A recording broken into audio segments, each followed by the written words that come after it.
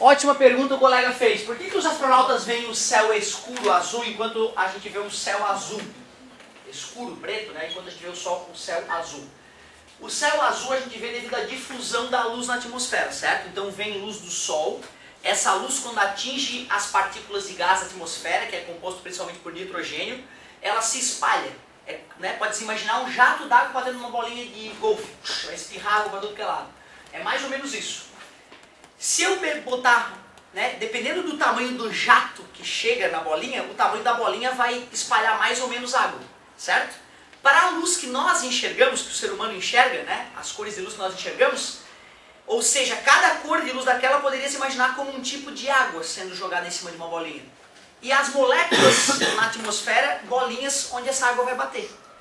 A molécula de nitrogênio é a perfeita para o jatinho da cor azul se espalhar nela. E por isso que espirra mais luz azul para tudo que é lado, e nós aqui então recebemos essa luz espirrada nas moléculas, mais azul do que qualquer outra coisa, certo? O astronauta está fora da parte importante da atmosfera. Tá? A atmosfera ela tem partículas que vão até a 600 km de distância, certo? Os astronautas, geralmente, eles estão a uns 400 km de distância da Terra, 300, dependendo da órbita que ele está. A parte importante da atmosfera, a parte, né, que gera essa cor azul, ela tem só 100 km de altura. Esse cara está fora da parte da atmosfera, né, que gera essa cor azul. Quando a luz do Sol passa por essa parte rarefeita da atmosfera, ela não se espalha, ela não espirra, ela não se difunde, não sofre difusão. Né? Então a luz vem praticamente diretamente para ele. Então ele vê o Sol, mas quando ele olha para cá ele não vê azul, porque não tem luz chegando e se difundindo para chegar no olho dele. Né? Ele vê poucas estrelas aqui ou acolá, né? E todas elas num fundo escuro, porque não tem luz vindo daquela região escura e se difundindo para gerar essa coloração azul. E quando não vem radiação de uma certa região, o cérebro mostra para a gente em preto.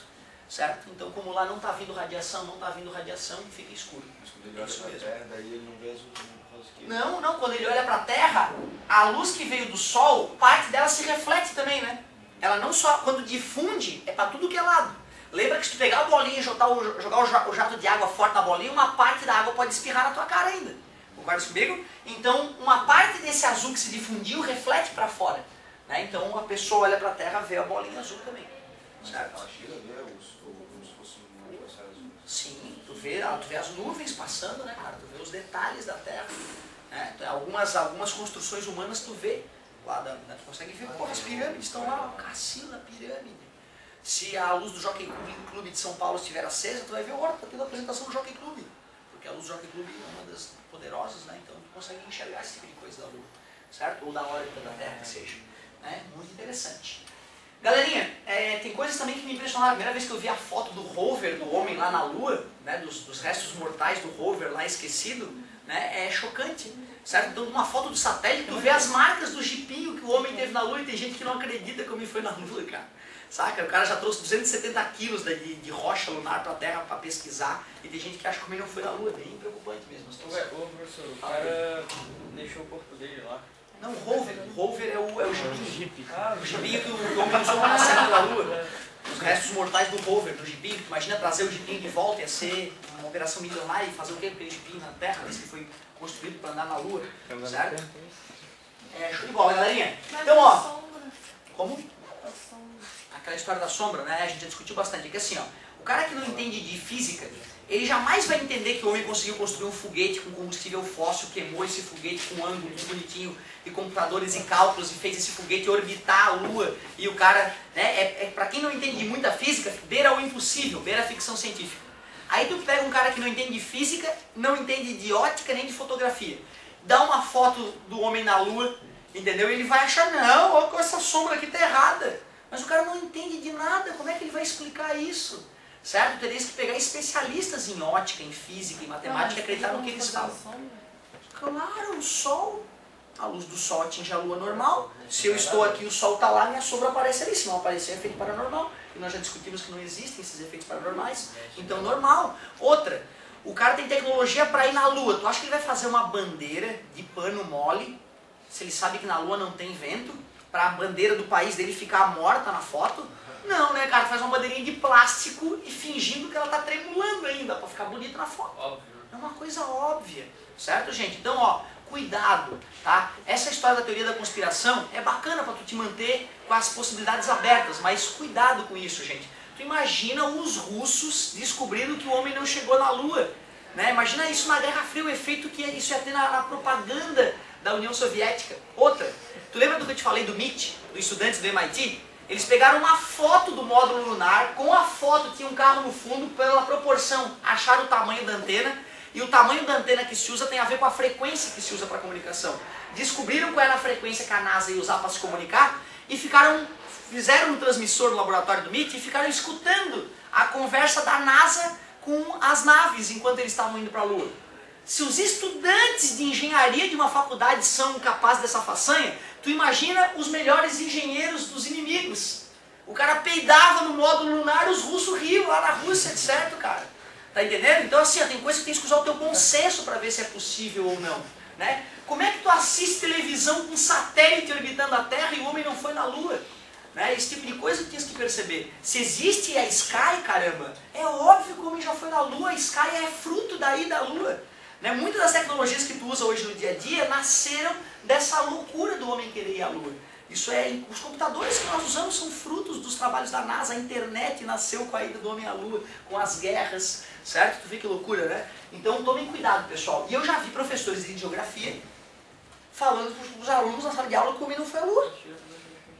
Um amigo meu, cara, até bom professor de geografia, e a gente teve que sentar e conversar, e até hoje ele é um pouco desconfiado. Eu cheguei, mandei para ele a fotinho do rover, da marca do jipinho, das rochas lunares que o homem trouxe, do pó lunar que o homem trouxe, certo? Esse tipo de coisa, e mesmo assim às vezes a pessoa tem dificuldade de acreditar, porque como ele não estudou aquele tipo de coisa, ver é o impossível. Até parece que o cara foi lá, né? Não, exatamente, mas ele pega duas fotos, o homem tem 10 mil horas de filmagem na Lua, 10 mil horas de filmagem, 10 mil horas. Como, professor, se ele passou poucas horas na Lua? É porque são várias câmeras filmando ao mesmo tempo de tudo quanto é ângulo. Tu imagina tu pegar, tem 10 mil horas de filmagem do homem na Lua, e tu analisar duas fotos e querer usar essas fotos para negar o negócio, né? Pega as filmagens, cara, tenta simular essa filmagem no laboratório para ver o que vai acontecer, né? Esse tipo de coisa que é importante. Galerinha, difração. Difração, um fenômeno importante para a gente fechar esse capítulo. Difração, galera, nada mais é que a capacidade que uma onda tem de contornar obstáculos. Então, falou em difração, pensa em contornar obstáculos. É a capacidade de uma onda contornar obstáculos. Como assim, professor? O exemplo mais clássico é esse aqui, ó. Eu vou aqui pra trás e continuo falando com vocês. Vocês me escutam? Sim! Então o som contornou, cara. Não deve ter sido a parede que vibrou, né?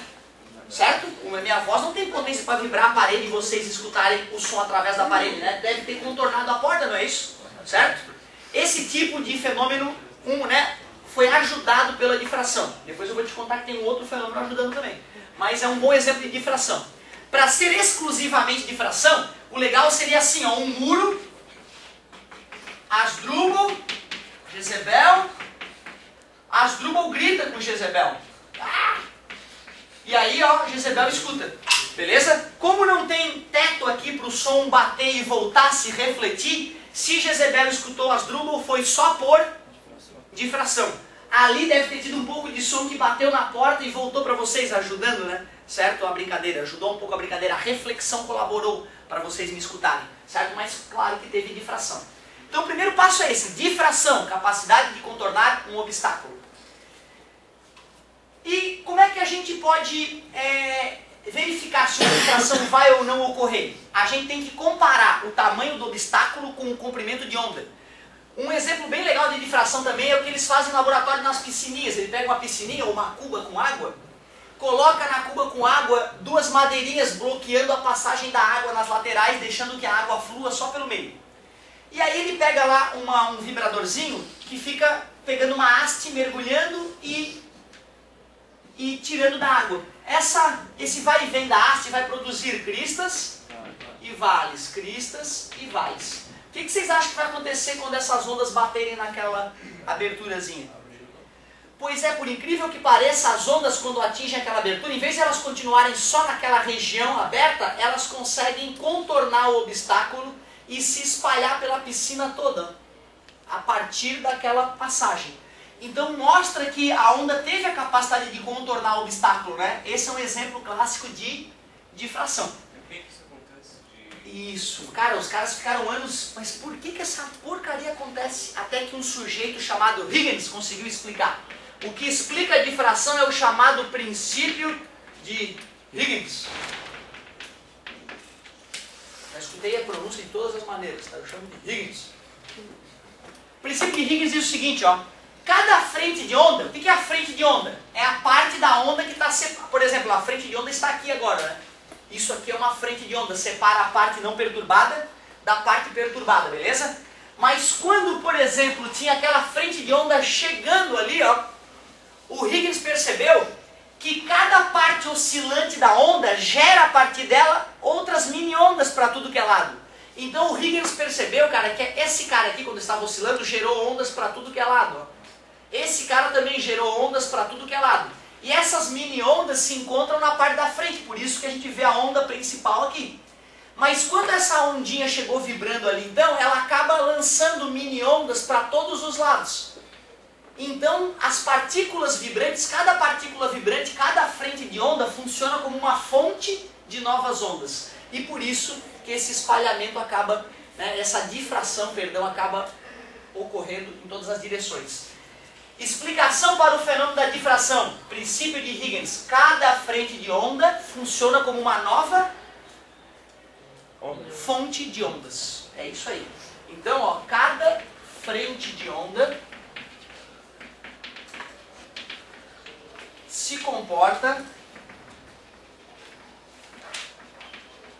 como uma fonte de novas ondas. Isso, a luz tem isso. Tem, cara. Agora olha só, uma observação importante para fechar essa ideia. Uma informação importante e eu vou falar da luz depois disso.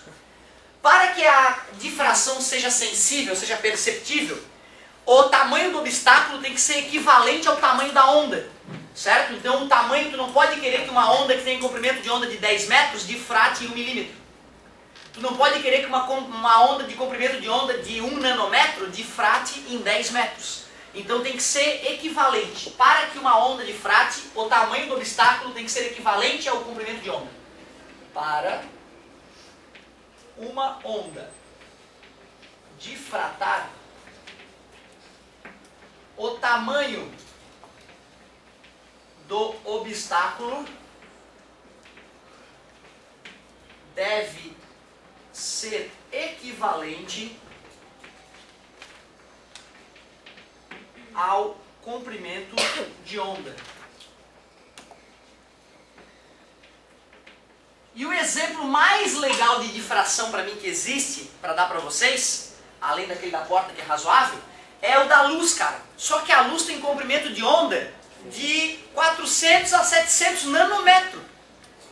A luz tem um comprimento de onda nanométrico, muito mais fino que um fio de cabelo. Quer dizer que a luz só pode difratar em coisas minúsculas. A luz só pode sofrer difração em obstáculos minúsculos. Por isso que a luz que entra pela porta não contorna a porta. Porque a porta tem 80 centímetros de largura e a luz tem nanômetro de comprimento de onda. Beleza? Só que no teu olho tem para a maioria das pessoas, dentro do olho das pessoas, dentro do humor vítreo, lembra? Tem algumas partículas nanométricas onde a luz pode se difratar, gerando as famosas manchinhas, que a gente já conversou. Lembra? Uma vez a gente perguntou sobre essas manchinhas. Então, eu lembro, uma vez eu fiquei assustado, eu devia ter uns 8 anos, deitei na quadra de futebol lá de casa, lá de Imbituba, deitei e fiquei olhando para o céu. E de repente eu percebi que tinha uns bichinhos. Aí eu ficava acompanhando os bichinhos e o bichinho ia indo. Eu, caramba, eu ia mexendo no meu olho e o bichinho ia indo junto.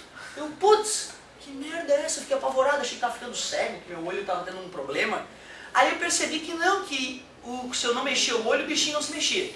e se eu mexo o olho para ir procurar o bichinho, aí ele vai embora. Pequenas manchinhas muito tênues, elas nunca atrapalharam a minha visão, eu consigo ler com perfeição, mas tem pequenas manchinhas que se mexem na minha visão. Quem consegue perceber essas manchinhas? Mas é quando tu costa. Não, assim, ó, tô parado agora. E elas são permanentes, tá? Eu tenho uma manchinha que é aqui, ó. E ela se mexe, se eu estou com o olho parado, ela fica aqui assim, mas se eu tento olhar para ela, ela se mexe. Porque ela está presa no globo ocular, dentro do globo ocular. Se eu costo bastante, dá. Não, mas aí é outro fenômeno. Aí tem a ver com a quantidade de luz que começa a bater na tua retina. Tu vai lá, libera, muita luz bate na tua retina, dá os brilhinhos. Mas não é esse tipo de brilhinho. Tem como tirar isso aí? Mas assim, mas só vai fazer esse tipo de operação se isso estiver atrapalhando a tua visão. Se a mancha for suficiente para atrapalhar a visão, porque até um certo nível é considerado normal. Por exemplo, já fui no oftalmo várias vezes, nunca foi detectado nenhum problema de visão. E eu tenho algumas dessas manchinhas. Tem essa aqui, tem uma nesse outro olho aqui. E assim, ó, eu agora olhando para vocês, me concentrando em vocês, eu nem vejo elas. Eu só consigo ver elas se eu me concentrar e quiser. Ó. Agora cadê as minhas manchinhas? Peraí, aqui, ó. Agora eu vi ela. Certo? E a galera ali, um ou outro levantou o braço, viu isso. Esse é um famoso exemplo de difração, porque a luz tem comprimento de ângulo nanométrico, passa por essa impurezazinha do teu olho que é nanométrica, e aí dá uma desviadinha de nada na luz, gerando esses formatinhos, essas manchinhas. Fica de olho nisso, porque assim, se algum dia tu perceber uma manchinha dessa crescendo ou se modificando, corre pro médico. Provavelmente é toxoplasmose, certo? Pode ter uma infecção lá por comer vegetais mal lavados, e aí pode sim começar a aumentar a manchinha, não sei qual é o tipo de ser que faz isso, começa a aumentar a manchinha e pode te cegar. Eu tive um ex-aluno meu que perdeu completamente a visão de um olho e parcialmente a de outro por toxoplasmose, de bobagem, certo? Uma coisa bem problemática. Então, cuidado na hora de se alimentar, né? Sempre ver a origem dos vegetais, porque se estiver contaminado pode dar problema. E claro, existem outras doenças ainda que atacam o humor vítreo, né? Tem larvas que podem atacar, vermes que podem comer parte do teu olho também, deixando manchas, certo? Aí já é um pouco mais pronto. Eu não entendo muito esse negócio, do negócio do som. Porque, sei lá, acho muito estranho, tu fala alguma coisa, aí tu na minha dá assim, só que tudo tá ouvindo, assim, não parece. Não, mas olha só, mas a tua ideia é bacana, cara, esse tipo de coisa, eu passei minha vida inteira fazendo isso, tentando entender o que eu aprendi de física com a realidade. Primeira coisa que tem que pensar é que é de fato uma aproximação, é um modelo. Tudo que eu te ensino é um modelo para a realidade, são os melhores modelos construídos até hoje, não quer dizer que não possam melhorar. Outra coisa, quando a gente pensa no som, a gente fica iludido na hora de pensar na onda se espalhando. Primeiro pela difração, que na hora que eu falo aqui, mesmo que não tivesse parede, quem está atrás de mim me escuta. Porque primeiro, a minha corda vocal vibra. Então aqui está vibrando também, tudo aqui vibra, até a minha caixa craniana vibra também. E quando o ar sai vibrando da minha boca, então já com uma frente de onda, exatamente, ele já sai vibrando lá para trás. Exato. Exato, então sai praticamente, claro que sai mais intenso para um lado pela geometria do teu corpo, mas sai para trás também já vibrando o ar. E outra coisa, num ambiente como esse fica impossível detectar isso.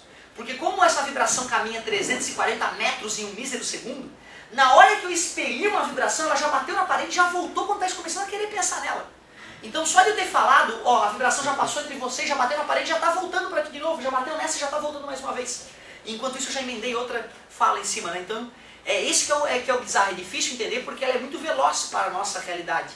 E aí a gente fica confuso em compreender o movimento dela, certo?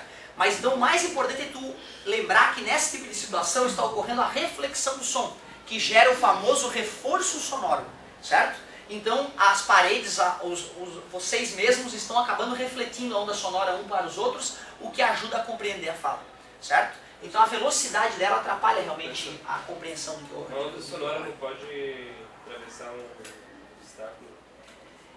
Sim, aí seria refração, né? Imagina que ocorre uma explosão ali do outro lado. Mesmo que a parede fosse completamente fechada, que não tivesse aquela abertura, nós escutaríamos a explosão aqui. Né? E dessa vez não foi difração, não teve por onde a vibração passar, não tinha nenhuma fresta. Nesse caso quer dizer que a parede vibrou com a explosão e ao fazer a parede vibrar, o ar aqui dentro vibrou junto com a parede. Nesse caso a onda mudou de meio, né? Ela estava no ar, passou para a parede e passou para o ar de novo. Aí é refração. Isso pode acontecer. De fazer assim, o som sai sem uma quebra. Isso, né, isso tem tudo a ver com o que a gente falou. Quando a gente faz a gente está vibrando lá dentro a garganta. Então o som está refração, está refratando através da minha pele. Certo? Por isso que modifica, fica abafado. Né? Então ó, a vibração foi atenuada pela presença da pele ali. E faz sentido, né? O ar está indo e voltando. Tu botou uma uma camada ali para vibrar junto, vai modificar realmente o processo de vibração, certo? Mas isso não é nenhuma violação do que a gente estudou, certo? Galerinha, finalizamos a parte teórica com isso, só que agora vocês sabem, né? Tem a tarefa mínima. A tarefa mínima para poder fixar essas aulas. Deixa eu selecionar aqui o que de mínimo tu pode fazer nessa parte para não deixar morrer essa matériazinha. Ó, como a gente falou na última vez também de polarização, eu não selecionei nenhuma paginazinha, vamos colocar aqui a tarefa mínima do volume 6. Página 12, tudo da física D, tá galera? Página 12 tu pode fazer da parte de polarização para ver se compreendeu bonitinho. E essa parte de interferência, página 19, ó. Qual que é a apostila? Volume 6, Física D, 2 paginazinhas selecionadas a dedo para que a gente fixe esse conteúdo.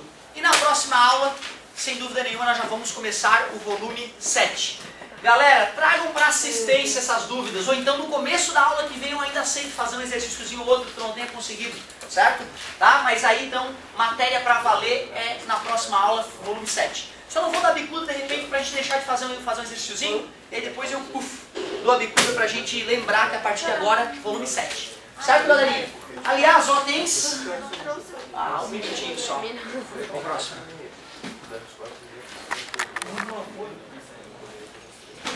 Professor, tu pode me dar uma ajuda? Claro, cara.